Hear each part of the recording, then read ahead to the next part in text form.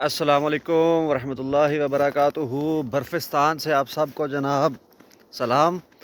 और आज की वीडियो में मैं जो इमिग्रेशन पे पूछे जाने वाले सवालात हैं उनसे मुतल्लिक बात करूँगा।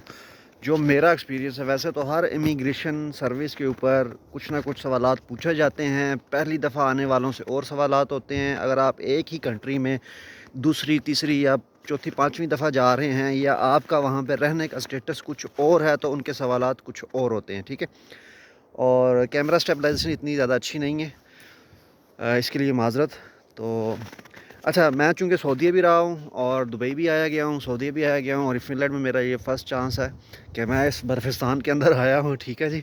और मेरे साथ मुझसे जो सवालात पूछे गए हैं उनमें ये था कि जो कि मुल्तान एयरपोर्ट पे पूछे गए थे, उसमें ये था कि आप कितने लोग जा रहे हैं, कहाँ जा रहे हैं, क्यों जा रहे हैं, कि आपकी वापसी है। तो इसके बाद जब हम पहुँचे हैं फ़िनलैंड में, तो फ़िनलैंड में काफ़ी स्ट्रिक्ट था निज़ाम। ये मोस्टली मेरी वीडियो बनाने का मेन पर्पज़ उन लोगों के लिए जो फ़िनलैंड में एज़ अ स्टूडेंट आ रहे हैं या एज़ अ स्पाउस आ रहे हैं या एज़ अ वर्क वीज़ा पे आ रहे हैं। वर्क वीज़ा पे बहुत माइनॉरिटी, बहुत कलील से लोग, जो उनसे ना कम से लोग आते हैं, चूँकि यहाँ पे ऑलरेडी इनकी जो आप कह लें कि जो इनका लिटरेसी रेट है वो दुनिया में पहले नंबर के ऊपर है। तो यहाँ पे मतलब आपको अनपढ़ बंदा मिलेगा नहीं। तो मेरा ख्याल जहाँ पे इतना लिटरेसी रेट हो, उन्हें बाहर से बंदे बुलाने की इतनी ज़रूरत भी नहीं पड़ती है। लेकिन हाँ, अगर आपके पास बहुत अच्छी एजुकेशन है, आप आईटी से आपका बैकग्राउंड है, आपके पास स्किल्स हैं, आपके पास एक्सपीरियंस है, तो मे बी आपको किसी और दूसरी नॉन ईयू कंट्री में बैठ के वीज़ा मिल भी जाए वर्क वीज़े का। लेकिन मोस्टली आप जो यूट्यूब के ऊपर दूसरे तीसरे लोगों से सुनते हैं जो कि खाली वीडियो के व्यूज़ हासिल करने के लिए या क्लिक बैट्स के लिए और वीडियो बनाते हैं, अपलोड करते हैं वीडियोस कि जी सिर्फ 15 दिन में वीज़ा मिल रहा है जी फ़िनलैंड का और इन्हें तो बंदों की ज़रूरत है, आप बस एयरपोर्ट पे पहुँचे, आगे गाड़ी आपको लेने के लिए खड़ी होगी। ऐसा फ़िनलैंड में बिल्कुल कतन कोई सीन नहीं है भाई, ठीक है जी। ये बात मैंने आपको पहले भी बताई थी कि ये कोई लल्लू फत्तू मुल्क नहीं है, ठीक है। भले इसको भी तकरीबन साल डेढ़ हुआ है इसमें शेंजन जोन में एंट्री हासिल किए हुए, लेकिन उससे पहले इसकी अपनी रिप्यूट फिर भी जो सी ना बेहतर थी, अच्छी थी। फ़िनलैंड में जो मैंने आपको बताया कि इसके जो इमिग्रेशन पे सवालात पूछे जाते हैं, जो हमसे पूछे गए थे, उन्होंने पूछा कि आप कितने लोग हैं, फ़िनलैंड में आगे कहाँ पे जा रहे हैं, आपके वीज़ा का स्टेटस क्या है। हालांकि उनके पास तो ऑन बोर्ड सारी चीज़ें इंटीग्रेटेड होती हैं, उनके सेंट्रल सिस्टम में मौजूद होती हैं। जैसे ही वो हमारा कार्ड स्कैन करते हैं या हमारी फेस रिकग्नाइजेशन होती है। इसके अलावा जितने भी इमिग्रेशन पे आप जाते हैं, आपकी फेस रिकग्नाइजेशन होती है, आपके थंब इंप्रेशन होते हैं। सवालों में ये सवाल यहाँ पे भी सेम था कि आप कितने लोग हैं, फ़िनलैंड में कहाँ जा रहे हैं, किस पर्पज़ के लिए यहाँ पे आए हैं आप। ये 3 सवाल हो गए। चौथा जो मेन पर्पज़ है, जो फ़िनलैंड में इन होने वाले फ़्रेश लोगों से पूछा जाता है, वो ये है कि आपके पास यहाँ पे रहने के लिए कितना सरमाया आप साथ लेके हैं, आपके पास बैंक स्टेटमेंट कितनी है।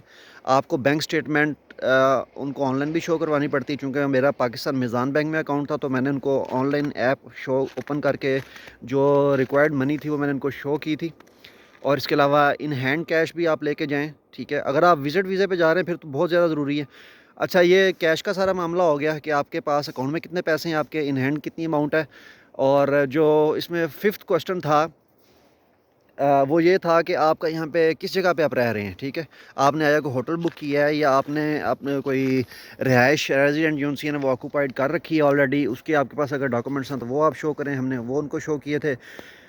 जो 6th क्वेश्चन था वो ये था कि आपने किस मतलब मोड ऑफ कन्वींस के थ्रू आपने अपने एरिया में जाना। तो हमें उन्हें बताना पड़ा, क्योंकि यहाँ पे जो बस सर्विस है ओनी की, तो हमने उसकी ऑलरेडी बुकिंग कर रखी थी ओनी बस की। अगर आप उसकी प्री बुकिंग करते हैं तो आपको टिकट सस्ते पड़ते हैं। अगर आप मौके पे जाते हैं तो फिर वो होता है 35 से 40 यूरो पर हेड, वो आपको चार्ज करें। अदरवाइज़ आपको, अगर आप प्री बुकिंग करते हैं तो आपको 18 से 20 यूरो के अंदर टिकट मिल सकती है।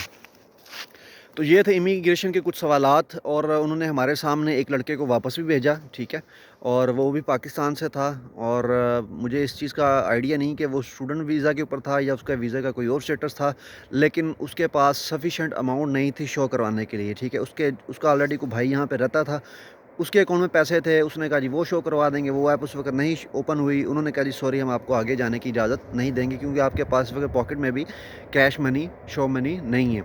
इस तरह अगर आप कनाडा जाते हैं, यूएसए जाते हैं, स्पेन, इटली, जर्मनी, फ्रांस, किसी भी कंट्री के یا شنجن اسٹیٹس کے کسی بھی کنٹری کے اندر آپ جاتے ہیں، سوائے ان ملکوں کے جن کو پاکستان ویزا آن ارائیول دیتا ہے، وہاں پہ امید ہے کہ تھوڑے سے اماؤنٹ بھی لے جائیں گے تو گزارا چل جائے گا. لیکن اگر آپ کو ان ملکوں میں آنا تو جتنی دیر آپ نے اسٹے کرنا ہے یا جتنی دیر آپ کے سروائیول کے ایٹ لیسٹ آپ کے پاس جو کینیڈا وہاں پہ تو تقریباً آپ کہہ لیں کہ 1 سے 2 ماہ کے خرچے سے بھی گزارا چل جائے گا. لیکن شنجن اسٹیٹس کے اندر آپ کے پاس اگر آپ اسٹڈی ویز کے اوپر یا پھر آپ ورک ویزے کے اوپر یا پھر کسی دوسرے سے ویزے کے اوپر آتے ہیں تو آپ کے پاس ایٹ لیسٹ 6 ماہ کا خرچہ جیب میں ہونا چاہیے، جو کہ امیگریشن پہ پوچھتے ہیں. اور اگر آپ کے پاس وہ نہیں ہوگا تو وہ آپ کو ڈی پورٹ بھی کر دیں گے. ڈی پورٹ سے کرنے سے مراد یہ پھر جب نیکسٹ ٹائم آپ آئیں گے تو آپ وہ پیسے ساتھ لے کے آئیں گے. صرف آپ کو ٹکٹ ہی آنے جانے کی پڑے گی. اگر آپ ٹکٹ افورڈ کر سکتے ہیں تو بھلے آپ یہ رسک لے لیں، ٹھیک ہے. میرا مشورہ یہ ہے کہ بھائی پاکستان کے حالات اتنے اچھے نہیں ہیں، اور سے آپ پاکستان جائیں دوبارہ وہ آپ کو آنا ہی نہ دیں، ٹھیک ہے، کیونکہ ملکی حالات اس وقت بڑے خراب ہیں اور الیکشنوں کا